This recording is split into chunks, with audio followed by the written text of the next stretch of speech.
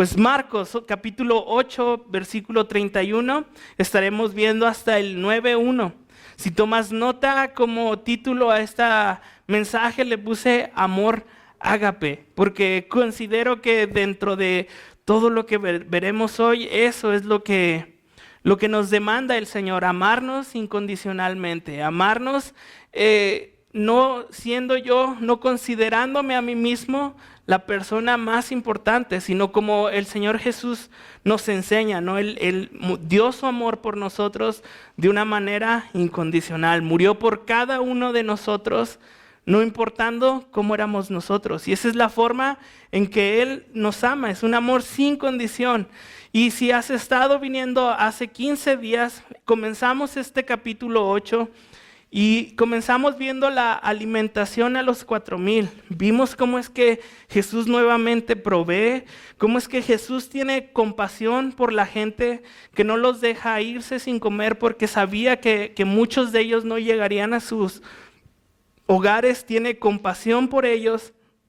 Y también vimos cómo es que de manera milagrosa nuevamente multiplica el pan, se recogen canastas, vemos cómo es que el Señor no desperdicia nada, no deja ahí panes tirados, los manda a que se recojan y vemos un Dios poderoso.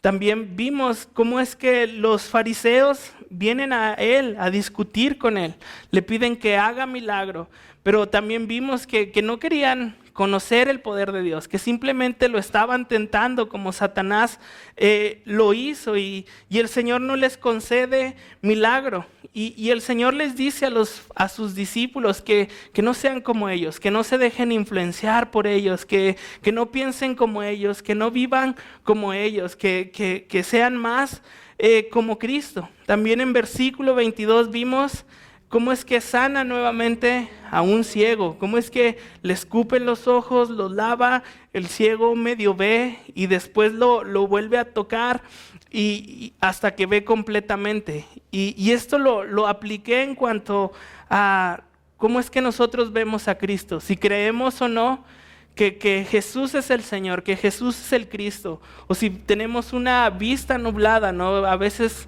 dudamos de si lo que creemos es real o no. Y al final, pues responder esta pregunta que el Señor les hace a sus discípulos: ¿quién dicen los hombres que soy yo? ¿Quién es para nosotros Cristo? Pedro dijo: tú eres el Cristo.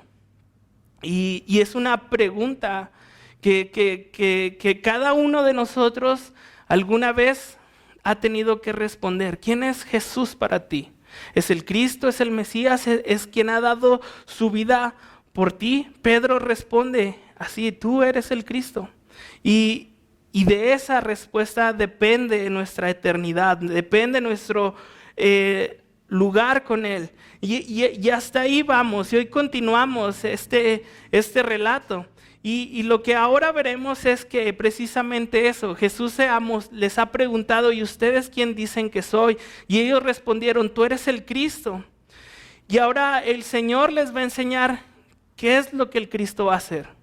¿Quién es verdaderamente lo que el Cristo va a hacer por su pueblo? Ellos tenían una idea de lo que el Mesías iba a hacer, ¿no? Un Dios libertador, un Dios de guerra, un Dios pues que venía con espada para liberar a su pueblo. Y el Señor les va a decir: no soy ese Cristo, no soy ese el que ustedes están esperando. Él tenía un plan más grande y también, aun cuando ya el Señor les dice su misión, nos va a hacer un llamado como siervos, como cristianos, a cómo es que debemos de servirle. Y esos dos temas vamos a ver hoy. Y dividí la enseñanza en 3 partes. Del versículo 31 al 32a, el motivo de la visita de Jesús. Del versículo 32b al 33, buenas intenciones. Del versículo 34 al 9:1, el llamado. Entonces, vamos a comenzar a leer y dice: y comenzó a enseñarles que le era necesario al Hijo del Hombre padecer mucho y ser desechado por los ancianos, por los principales sacerdotes y por los escribas, y ser muerto y resucitar después de 3 días. Bueno, no es la primera vez que el Señor Jesús habla de su muerte. En el Evangelio de Juan, capítulo 2, versículos 19 al 21, la escena es que el Señor acaba de volcar mesas, acaba de confrontar a los fariseos y a todos los cambistas. Y el Señor dice así: destruid este templo y en 3 días lo levantaré. Dijeron luego los judíos: en 46 años fue edificado este templo, y tú en 3 días lo levantarás. Mas él hablaba del templo de su cuerpo. Entonces el Señor está diciendo cosas que en ese momento nadie entiende. Que en ese momento que está diciendo: ¿cómo? Pues si esto lo edificaron en 46 años, ¿cómo tú en 3 días solo lo vas a levantar? Y vemos también a Jesús que una vez le dice a sus discípulos: lo que yo hago no lo comprendes ahora, mas lo entenderás después. Y Juan, cuando escribe esto, es después de que Jesús ya murió y resucitó. Entonces se acuerda de las palabras de Jesús y dice: a eso se refería el Señor. Entonces muchas veces no entendemos lo que el Señor nos está diciendo, no entendemos por lo que estamos pasando, pero cuando termina todo decimos: ya sé de qué estaba hablando el Señor. Pero esta enseñanza que el Señor hoy trae es muy clara. Lo que el Señor les está diciendo es directo, como dice ahí, y esto les decía claramente. El Señor está hablando para que ellos puedan entender. Y en pocas palabras, lo que el Señor dice es que es necesario. O sea, lo que para el Señor, para el Señor era algo que tenía que pasar sí o sí. Era algo urgente, algo que no podía el Señor venir a esta tierra y no hacerlo. Le era necesario hacerlo. ¿Y qué le era necesario hacer? Padecer, ser desechado, ser muerto y resucitar al 3er día. Ahora, ellos acaban de declarar que Jesús es el Cristo, que Jesús es aquel que los venía a libertar de la opresión. Y el Señor les dice: no soy el Cristo que ustedes creen que soy. Tengo otros planes, tengo algo más grande. Imagínate, estás esperando por años al Mesías, estás esperando por años al Cristo, ese que viene a libertar, y de repente te dice: pues me voy a morir, me van a maltratar, pero voy a resucitar. No checa, no cuadra. ¿Por qué? Porque ellos no esperaban a un mártir. Ellos esperaban a un conquistador. Entonces lo que el Señor les está diciendo no checa con ello. Y Jesús no era el Mesías que ellos pensaban. Entonces, ¿cuál es la misión de Jesús en la tierra? ¿O por qué debía de morir? Y Primera de Pedro 1, 18 al 20 nos dice: sabiendo que fuisteis rescatados de vuestra vana manera de vivir, la cual recibisteis de vuestros padres, no con cosas corruptibles como oro y plata, sino con la sangre preciosa de Cristo, como de un cordero sin mancha y sin contaminación, ya destinado desde antes de la fundación del mundo, pero manifestado en los postreros tiempos por amor a vosotros. Primero, lo que Jesús vino a hacer, lo vino a hacer por el pecado del mundo. Él sabía que sí, su pueblo necesitaba ser libertado, pero primeramente necesitaba ser libertado de la muerte y del pecado en la cuales estábamos todos.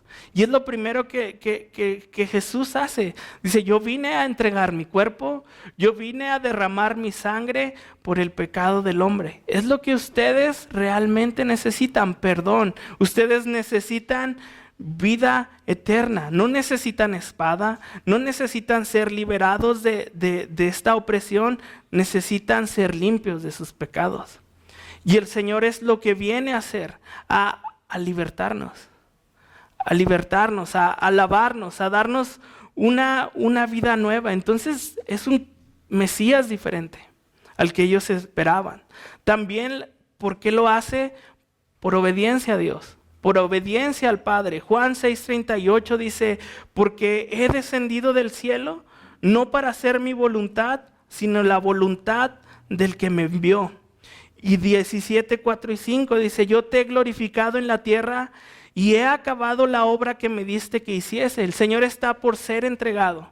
Ya está a unos minutos de que vayan por Él y dice, ahora pues, Padre, glorifícame al lado tuyo con aquella gloria que tuve contigo antes de que el mundo fuese. Y vemos estas dos cosas, que el Mesías vino a cumplir la obediencia al Padre y a morir por los pecados del mundo. Esa era la misión del Mesías. Eso es lo que el Mesías tenía que hacer. Pero también les da una promesa dentro de este primer versículo. Y es la promesa de que resucitaría al tercer día.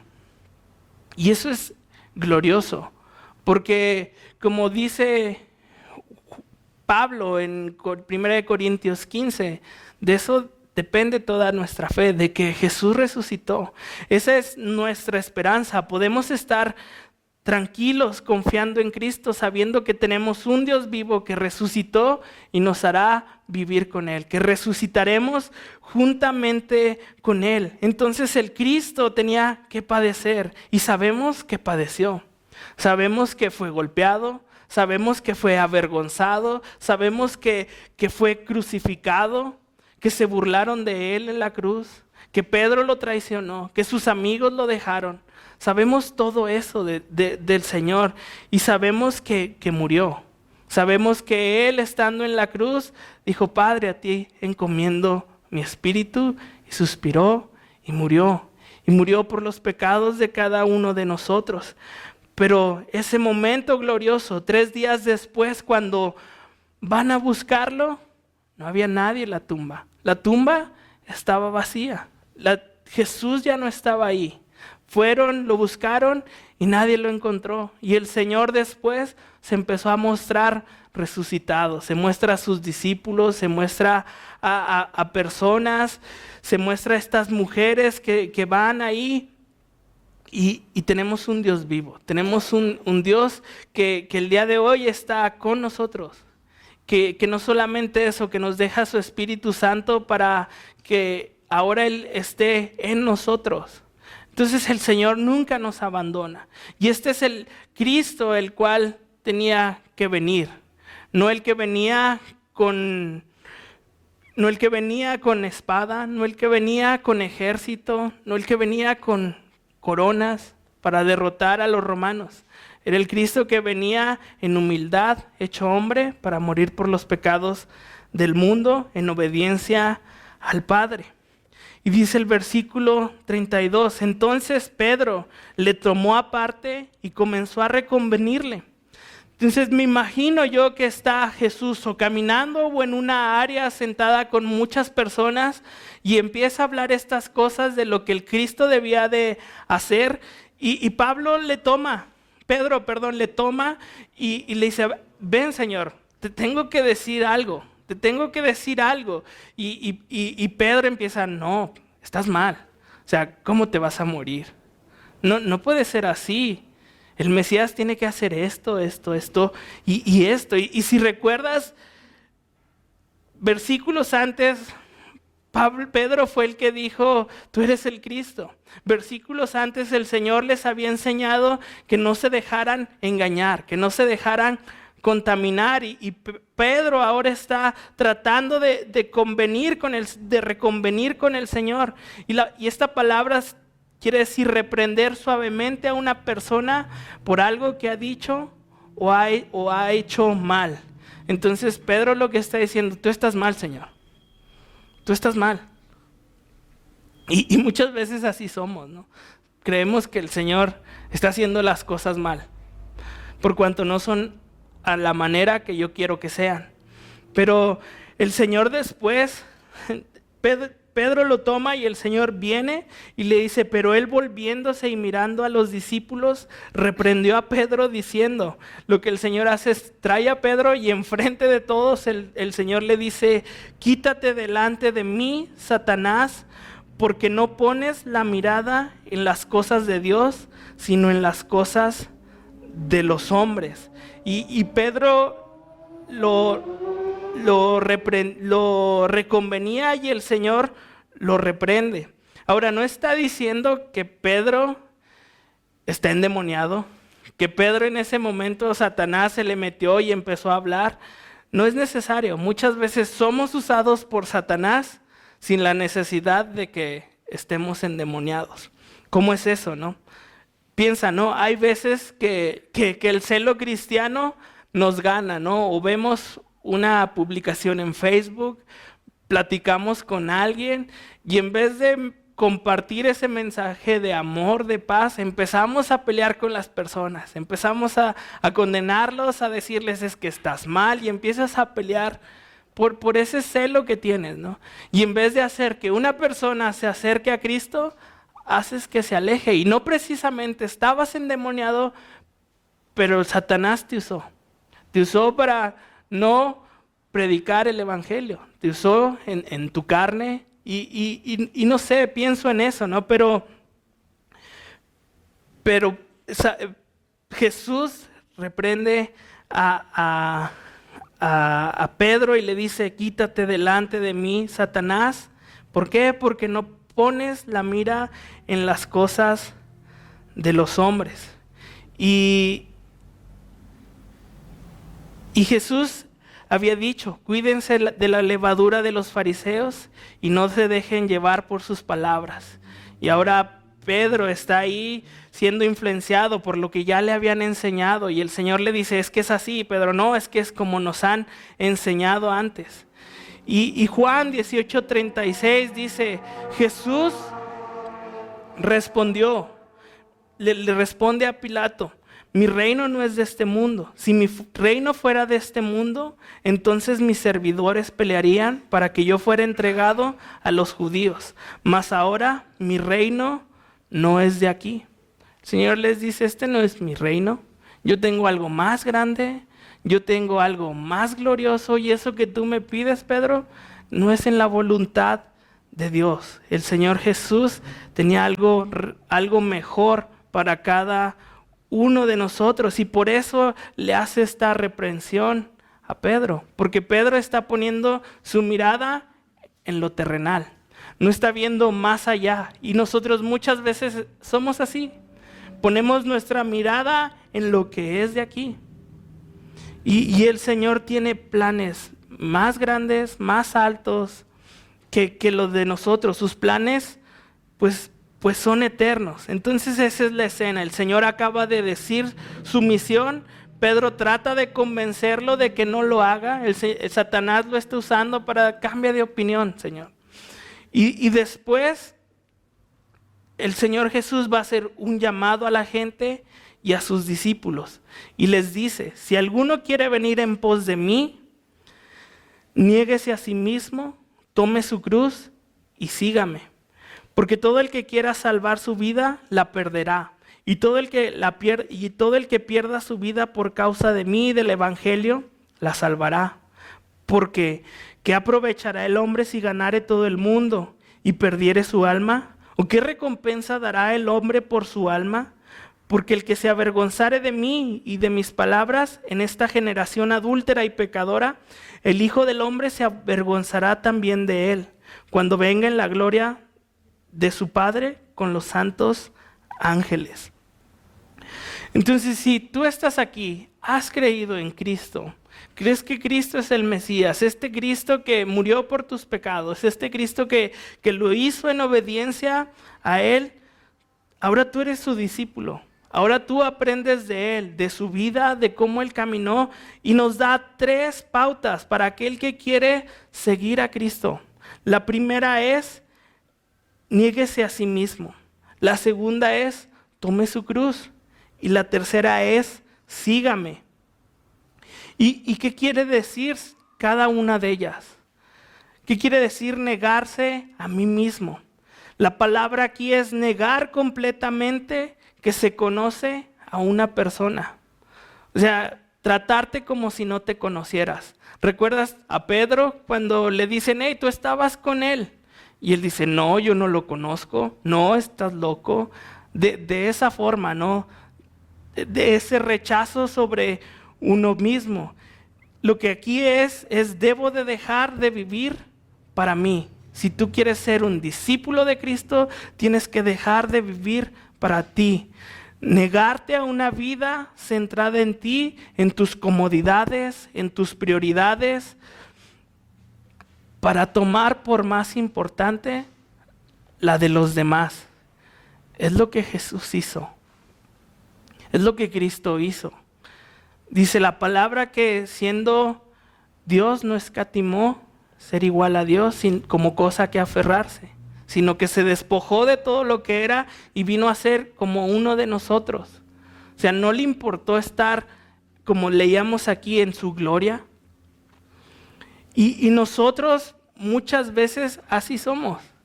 Y te voy a poner un ejemplo que yo creo, si tienes hermanos, lo has vivido, lo viviste. Cuando tu mamá te decía, ve a la tienda, ¿qué le decíamos? Achis, ¿por qué no mandas a mi hermano? ¿Por qué? Porque mi comodidad era primero. ¿Por qué? Porque yo iba a gastar pasos y mi hermano podía hacerlo. Y creo que ese es un ejemplo sencillo, ¿no? Pero así somos muchas veces. Muchas veces ponemos nuestras prioridades, ponemos lo que yo necesito primero. Y sabes, si eres padre, hijo, hermano, si eres familia en Cristo, tienes que empezar a ver por las necesidades de los demás. A veces es difícil, ¿no?, hacer esto. Sinceramente, yo lo estoy aprendiendo el día de hoy por una mala experiencia, ¿no? Por la enfermedad de Gaby, ¿no? Las ves y dices, híjole, ¿y por qué tengo que hacer eso? ¿Y por qué tengo que hacer aquello? Que lo haga alguien más. ¿Por qué nadie me ayuda? ¿Por qué? Y berrinche tras berrinche. Y el Señor a mí me da una cachetada y me dice, no veas por ti, ve por ellas. Ve por tu esposa, ve por tu hijo, por tu hija, ve por tus amigos, ve por la iglesia. Y cada uno de nosotros tiene que ser así. Tenemos que dar todo lo que somos a los demás. ¿O no es lo que hizo el Señor?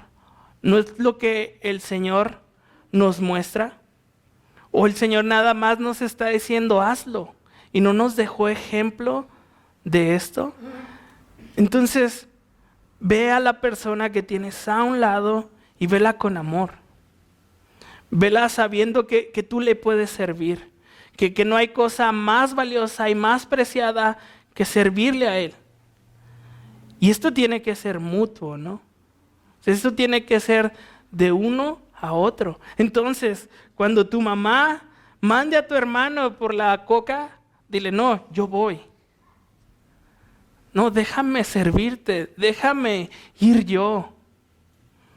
No nos gusta renunciar a nuestro egoísmo.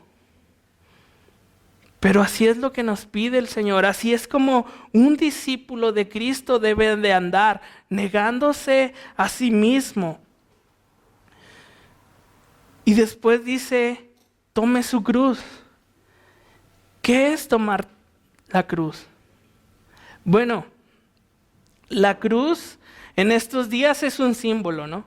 Nosotros la podemos traer colgada, la podemos traer pegada en el carro, la podemos traer pegada en la tablet. Es un símbolo, ¿no? Para nosotros, recordamos a Cristo, vemos a Cristo a través de ellos. Pero en este tiempo la cruz era algo vergonzoso, era algo doloroso, era algo humillante. Era un camino de pura ida porque el que traía su cruz sabía que no iba a volver porque iba a morir. Iba a morir y nuestro Señor Jesucristo toma su cruz, toma esa cruz por amor a nosotros. Él era inocente y lo tratan como el peor de los ladrones. Es más, sueltan al peor de los ladrones para poner a Cristo en su lugar. Sueltan a Barrabás para poner a Jesús ahí. Entonces, en estos tiempos la cruz no era un símbolo, ¿no? Era algo horrible. Era una técnica que los romanos usaban para torturar, para matar a las personas.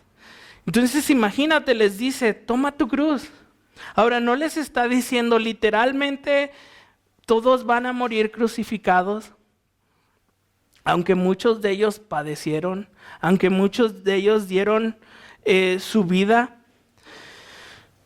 Y no era literal, pero era enfrentar la vergüenza o tomar nuestra cruz, es enfrentar la vergüenza de ser un seguidor de Jesús. Es enfrentar que vamos a tener rechazo. El Señor Jesús lo tuvo. Y para nosotros tomar nuestra cruz es eso, es saber que vamos a enfrentar vergüenza, que vamos a enfrentar rechazo. En estos días salió una película en Netflix, no sé, es muy famosa, ¿no? Que se hizo porque muestran a un Cristo gay, a un Cristo homosexual, y qué indignante, ¿no? Digo, es la persona que adoramos, es la persona que nos representa, que nos salvó, y es obvio que de alguna manera pues nos ofenda, ¿no? Pero piensa que eso pasa siempre con Jesús. Lo avergonzaron, lo ridiculizaron y sigue pasando. Y sigue pasando. Entonces nosotros de la misma forma tenemos que tomar nuestra cruz para enfrentar esa vergüenza de ser cristianos. Para enfrentar ese rechazo. Porque ¿a poco no somos los peores de los peores?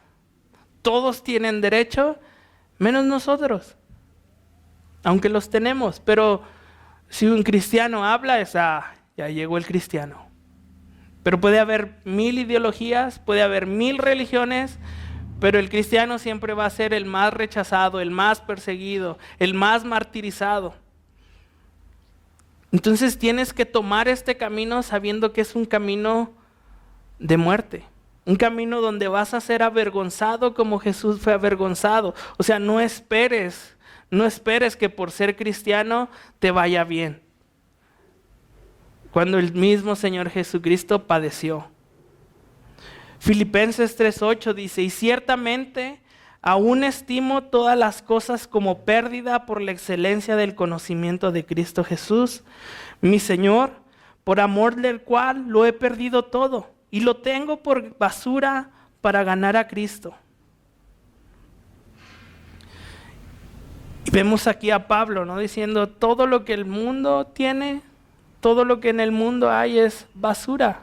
Yo prefiero seguir sirviendo a Cristo. Yo prefiero seguir amando a Cristo. Yo prefiero seguir siendo avergonzado, seguir siendo rechazado por amor a Cristo. Y eso es lo que en el corazón de cada uno de nosotros debe de haber. No tiene que haber, nuestro mensaje no es sencillo. Lo que creemos no es aceptado. Entonces cada uno de nosotros tiene que tomar por basura el mundo. Lo que te ofrece, lo que hay. Tú sigue a Cristo. Entonces es morir y dar nuestra vida por causa de Cristo, por causa del Evangelio y nuevamente por causa de los hermanos. Y aquí no causa muerte hasta el día de hoy, pero hay lugares donde sí. Donde vemos hermanos en la fe muriéndose por causa del Evangelio. Entonces, toma tu cruz. Toma tu cruz. Enfrenta esa vergüenza por Cristo. Enfrenta ese rechazo por Cristo. Lo que cuando llegues delante de la presencia de Dios, lo que el Señor te dé, o el simple hecho de estar delante de la presencia de Dios, vas a saber que valió toda la pena. Y después les dice, y sígueme. ¿Qué es seguir a Cristo? Pues es caminar como Él caminó, estar donde Él quiere que yo esté, aunque sea valle de sombra, aunque sea lugar fértil, pero el lugar donde Dios quiera que estés, ahí estés. Hablar como Él hablaba. ¿Nuestras palabras reflejan a Cristo? Lo que sale de nuestra boca honra a Dios, es andar en su voluntad. Y creo es llegar a decir lo que Pablo dijo en 2 de Timoteo 4, 6, 8. Porque yo ya estoy para ser sacrificado. El tiempo de mi partida está cercano. He peleado la buena batalla, he acabado la carrera, he guardado la fe. Por lo demás, me está guardada la corona de justicia, la cual me dará el Señor, juez justo, en aquel día. Y no solo a mí, sino a todos los que aman su venida. Imagínate llegar al día que, es más, no sabemos cuándo el Señor nos va a llamar. Pero decir hoy, estoy corriendo, estoy en esa batalla de la fe, estoy sirviendo a Dios. O llegar a la vejez y como Pablo dijo, es tiempo de mi partida, pero he peleado la buena batalla. He caminado, lo he seguido, he andado en sus pasos, he guardado la fe sin cansarme. Qué hermoso, ¿no? Poder llegar a decir, híjole, pues di mi vida a Cristo. Di mi vida a Cristo. Y dice, por lo demás, me está guardada mi corona de justicia, lo que el Señor me va a dar, ese premio. Y no solo a mí, sino también a todos los que aman su venida. ¿Anhelas el día del Señor? ¿Anhelas que el Señor vuelva hoy? Tenemos que vivir todos los días como si Cristo volviera hoy. Nos dice su palabra que estemos velando. ¿Cómo nos va a hallar el Señor Jesucristo cuando venga? Bueno, el siervo, el discípulo, tiene que tener estas 3 características. Negarse a sí mismo, considerar que los demás son más importantes que él, tomar su cruz, morir por causa del evangelio y seguirlo. A donde quiera que el Señor te lleve, por donde quiera que el Señor te mande, ahí debes de andar. ¿Sabes por qué? Porque ahí es donde va a estar Cristo contigo. Ahí es donde estamos en paz, estamos tranquilos. Y después dice, porque todo el que quiera salvar su vida, la perderá. Y todo el que pierda su vida por causa de mí y del evangelio, la salvará. No puedes obtener resurrección de vida sin morir primero. Juan 12:24 dice, de cierto os digo, que si el grano de trigo no cae en la tierra y muere, queda solo. Pero si muere, lleva mucho fruto. Yo recuerdo cuando les enseñé esto a los jóvenes, en los sábados, puse el ejemplo de mis plantas. Yo tengo suculentas, estas plantitas desérticas. Y ahí en mi maceta, y un día al gato se le ocurrió dormirse en mi maceta. Y la destrozó, la mitad, destrozó la mitad de mi maceta y yo hice berrinche. Yo hice berrinche porque dije, mugroso gato mató mis plantas. Está muy a gusto ahí, pero mató mis plantas. Ahora tienes que saber que la suculenta, cuando una hojita de ella se cae, da flor. Se muere ese tallito, pero sale una flor nueva de esa hojita.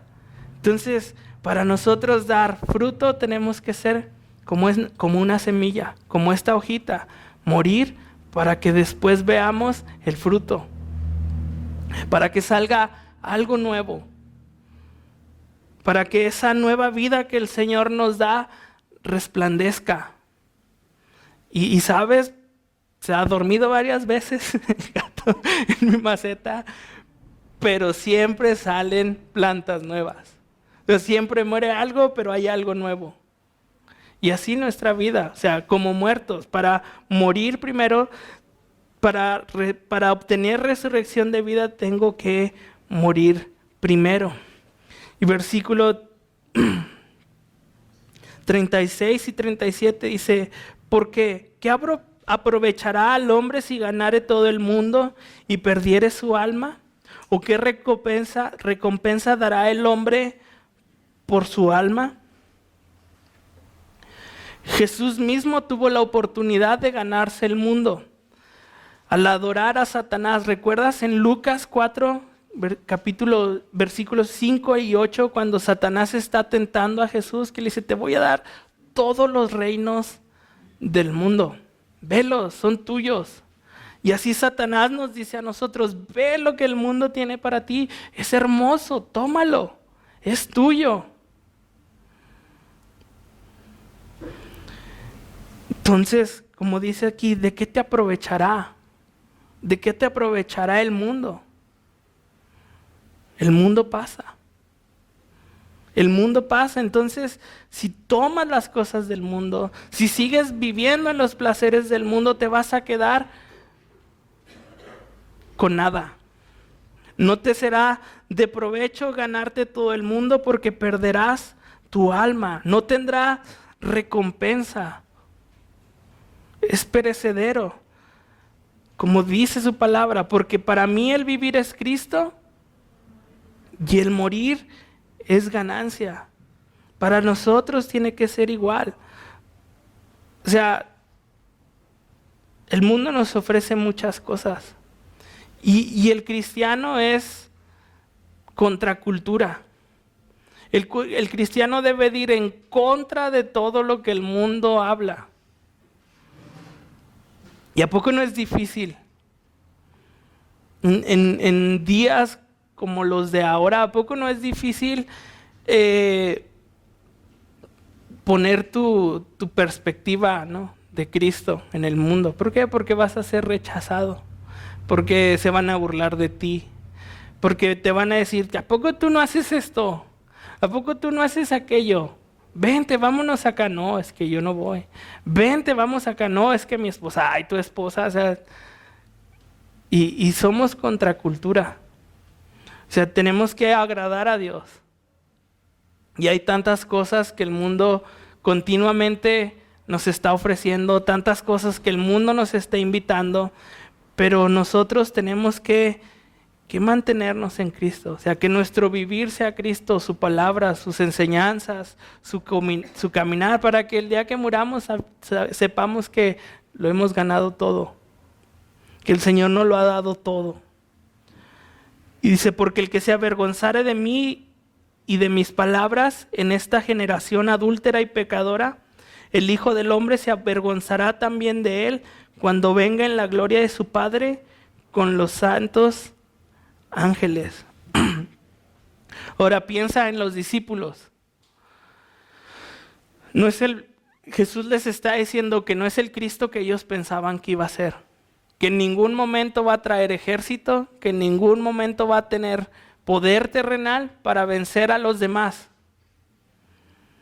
Y hazte esta pregunta, ¿no? O sea, ¿lo seguirías?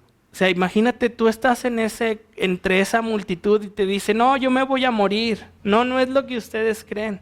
¿Seguirías siguiendo a Jesús, a este hombre? Creo que el día de hoy es lo mismo. O sea, sabiendo que cuando caminamos,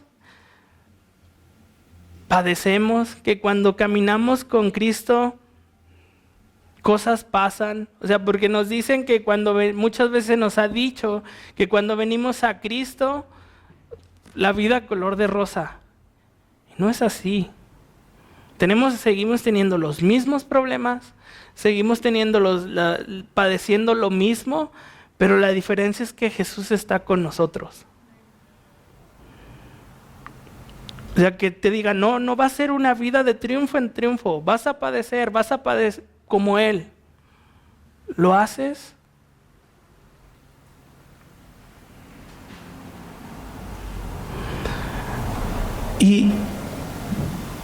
Y tenemos que no avergonzarnos en lo que hemos creído.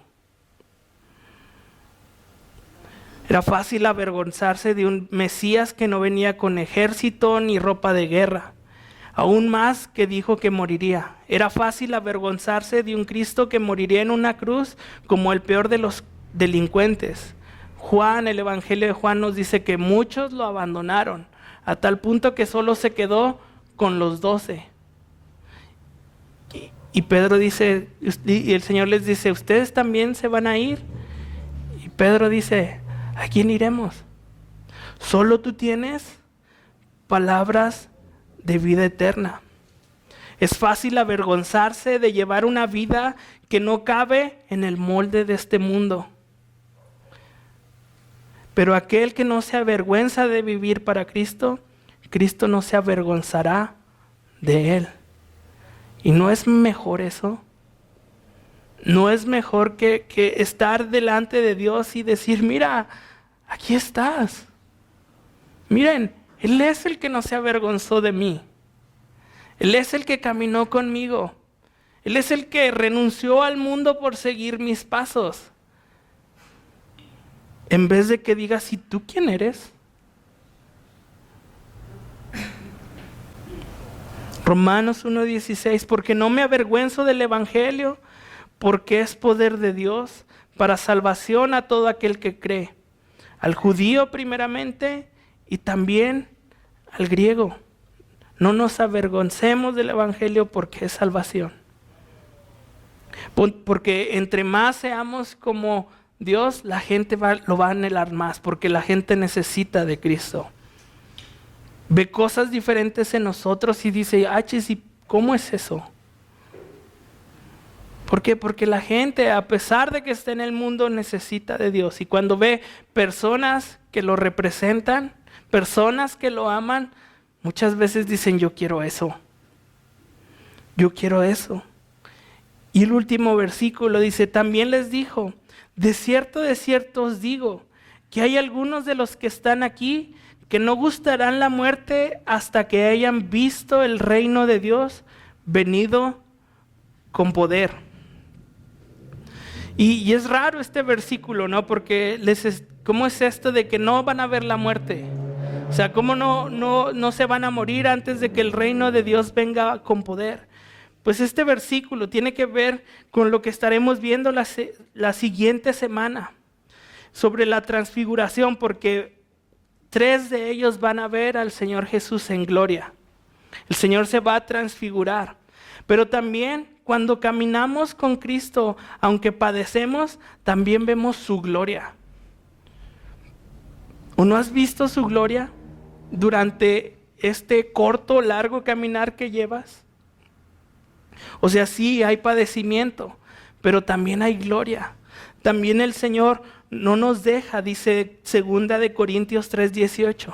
Por tanto, nosotros todos, mirando a cara descubierta como en un espejo, la gloria del Señor, somos transformados de gloria en gloria en la misma imagen como por el Espíritu del Señor.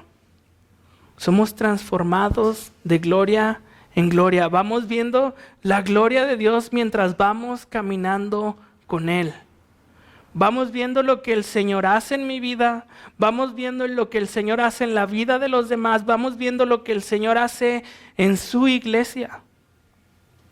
Entonces, esta es una promesa para nosotros, a pesar de que es difícil seguir a Cristo, a pesar de que tengo que negarme a mí mismo, a pesar de que tengo que tomar mi cruz y morir, a pesar de que lo tengo que seguir en las situaciones más adversas, el Señor nos dice, verás mi gloria, verás mi reino venido con poder.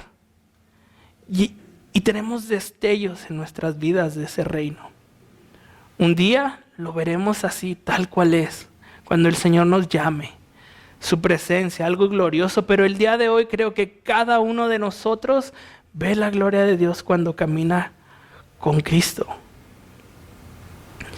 Entonces, esto es amor, ágape, amor desinteresado, como Cristo nos amó, como Cristo nos sirvió así, desinteresadamente, negándose a sí mismo, tomando su cruz. Así nos dice a nosotros que debemos de amar desinteresadamente. El amor es lo que mueve a la iglesia de Cristo. Si hay algo que tiene que prevalecer en nosotros, es el amor unos por nosotros, unos por otros. No podemos ser indiferentes a los demás. No podemos irnos de aquí sin orar por aquella persona que te dijo, me siento mal. Tenemos que amarnos. Es lo que el Señor nos ha demandado. Y en esto conocerán que son mis discípulos, en que lleven amor unos por otros. Entonces, los animo, hermanos, a amarnos. Yo necesito su amor. Ustedes necesitan mi amor. El mundo necesita de nuestro amor. El mundo necesita ver que somos personas que no se consideran egoístas, que no se consideran las más importantes. El mundo necesita ver que somos personas que sufren, que padecen, que no se avergüenzan del Evangelio, que caminan diferente. Y eso solo lo vamos a poder hacer si tenemos un amor desinteresado, un amor como el que Cristo tuvo por su iglesia, por el que Cristo tuvo por cada uno de nosotros. El Señor nos ama y conocemos el amor y sabemos amar porque Cristo nos amó primero. Dios los bendiga, hermanos.